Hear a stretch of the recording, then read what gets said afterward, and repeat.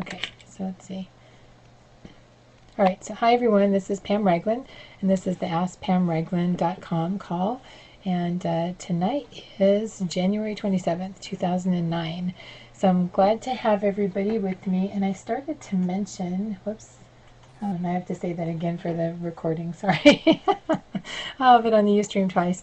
Tonight is January 27th, 2009, but at least I just noticed I forgot to start the other recording. And this is the AskPamRagland.com call. So I want to welcome everybody. And I wanted to have a special announcement about the podcast. If you're someone who listens to the podcast, I listened to it myself last week and I noticed it had some little blips and things in it. So I have my technical guy taking a look at that. We're not sure if it's the site that converts it or if it's something we're doing, but I know some of you have mentioned to me before that every once in a while the podcast quality isn't that good, and we give it to the site and then they convert it again. So anyway, we're trying to figure that out, that technical thing, so that, because I was listening to it and it's almost like it starts over, it's kind of scrambled, it's weird. So hopefully we can get that figured out soon if you're a podcast listener. And if you're not, and if you want to listen to the podcast, however you're getting this, if you're on Ustream or whatever, you can go to iTunes. And if you just search for Law of Attraction, you'll find my Pam Ragland in there. I think you can search by my name too, Pam Ragland, and then you'll be able to find it that way as well. So it's Ragland for those of you who haven't found that. Okay, cool. So I want to welcome you all to the call tonight, and I'm glad everyone's here. And again, this call is podcasted, or it's on audio, and it's also on Ustream. So if you want to watch it, you're welcome to watch it either way. Sometimes I have a whole bunch of people on Ustream and not so many people on the call, and vice versa. But I started doing it on Ustream because there are people all over now that are following, and we only have so many telephone numbers, I think, like United States and Europe, and that's it. So if anybody's anywhere else, then they can't. It costs them a lot of money to call in. And sometimes it's just fun to see my face on the camera for you guys. So what I'm going to do is I'm going to go through just kind of a brief overview of what I talk about, what my message is, in case you haven't heard it before. And then I'm going to go into the questions that you've asked me. And then I always do, or in the last few calls, I think since December, I have what I call my pals, or basically it's divine guidance I've been getting. And sometimes I call them they, I don't know if there's one or more, but like to come on and talk, and I don't know, they like to talk. So sometimes they'll come on and they'll have something to say, and I'll let them. And it's actually kind of interesting for me, because sometimes when they're talking, I actually go back and listen to it, and I'll be like, oh, I didn't know that, or whatever. So I learn stuff as well. And so they'll have a message that they feel is pertinent to wherever we are, whoever's on the call. Sometimes it's on whoever's on the call, or if it's whatever's going on in the planet or whatever. And then I'll do a special energetic exercise for you guys that I will explain for everybody that's on the call. And usually these calls last about an hour and 20 to 30 minutes, depending upon the questions that you've asked and how long it takes. So I'm going to try to keep it to the lesser time tonight, and then we'll see how that happens. So, as I said, my name is Pam Ragland, and one of the other things I wanted to let you know, if you're on the Ustream, sometimes you'll see me look away, and that's because the information with the questions and who's raising their hand and all that is on my other computer. So if it looks like I'm not looking at you, that's why.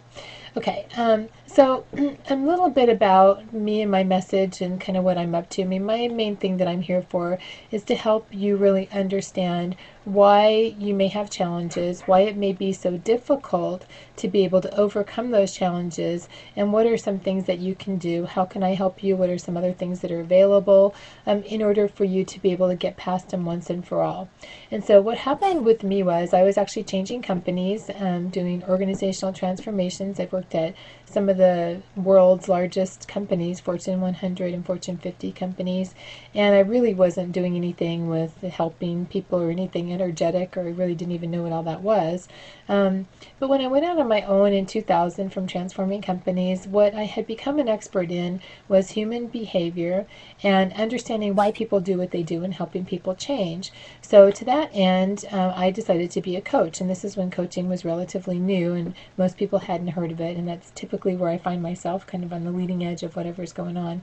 And I started coaching people individually, and I had been coaching people in companies because that's what you do when you're making change happen. You're coaching people, and I just found it to be painfully slow. I expected it to be slow in companies, but it was way slow when I started working with clients. And I literally hear like their mom's, words in their head saying something that would hold them back, and it seemed like it would take 3 months to get rid of it. And I used to say to my clients, someday someone's going to invent a way to just go in your head and take all this stuff out without having to know what it is. And ultimately, that's what I've done. So I'll tell you a little bit more about that because that's a process that I call thought shifting. But I want to kind of give you some background about how I discovered that and things that I've learned and why it's so difficult to change. So as I was working with my clients, at a certain point I said, well, how do I know how much I'm helping them? And this was natural for me to ask because in companies I did a lot of what's called metrics or measures, and I'd be focusing on just indicators, like key indicators of how our change was going or how our processes were going or the business or what have you. So it was natural for me to just ask the question, well, how do I know? And I began measuring something that I call negativity. And when I began measuring negativity, I was shocked.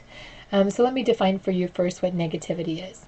Negativity is basically, if you think of a battery, and you know what, I had one last week and I forgot to bring it this week, but if you think of a battery, there's two sides to the battery, the positive side and the negative side. So essentially, negativity are all the thoughts that are on the negative side that are repelling you effortlessly living your purpose and living your most powerful, grandest life that you're meant to live. Positivity is what's on the other end, the things that are attracting and bringing into your life the life that you're meant to live. So, really simply put, that's what my definition is. And what I found was really shocking. First, I measured my own negativity, and it was 78%. And I was like, 78%? And, little did I know that that was actually really good. And now, to put it in perspective, I had been working with this machine that was supposed to remove negative conditioning. Most people might spend 15 minutes on it a month, and I was hooked up to it almost 24 hours a day. So I was getting a lot more than most people would get. They couldn't even afford to have that many sessions. And I was working with buddy coaches, and I was doing all this stuff, and I had been doing self-improvement for years, and my negativity was still 78%. So then I began measuring my clients, and what I found was the average person was 97.4% of all of your thoughts being in your way. And I was shocked. And I have found this now. I began doing these measures in 2003. And the lowest person, the typical person who has done whatever typical work out there that's being done, was at 93.1%, and the highest person was at 99.9%. And I was like, oh my gosh, I had no idea what the problem was this bad. And then I started with that measure, and then over time I've developed a set of about 12 different measures that I do. And it includes things like how on purpose people are, a thing called frequency, which I may talk about a little bit as the call goes in. We'll just kind of see how it goes. And then I started measuring the number of negative thoughts. And what I found was that 97.4% equates to 3.5 million negative thought clusters. So it's a lot of stuff. And when I say a cluster, if you can imagine, one of the ways that we learn, or the main way that we learn, is by association. So when you're growing up, you look at a door and you learn I'm looking back there because that's where my door is if you're on the Ustream. You learn that a door is called a door. And you may learn it's called a patio door, and you may learn it's called a glass door, and you may learn it's called a panel door, whatever it's called. But you learn that it's called a door, and then you learn all these different things around it. And for some things, we also associate other things besides thoughts. So the pieces that we associate will be things like our thoughts. We might associate a smell. We commonly associate an emotion. So the two strongest associations that we typically have to these thoughts are our emotions and our thoughts. And when those get connected together and they become an association, meaning you just look at the door and you know that it's a door, you don't have to translate it in your head or think about it, that happens by a process in your brain called the neural pathway. And a neural pathway actually gets created, and it's how we learn. And this is why by the time children are 1 year old, you have 25% of your total lifetime thoughts, because you're just learning so much in the first year. Part of the problem of what's happening, though, is that some of that input and that stuff that's coming in is negativity.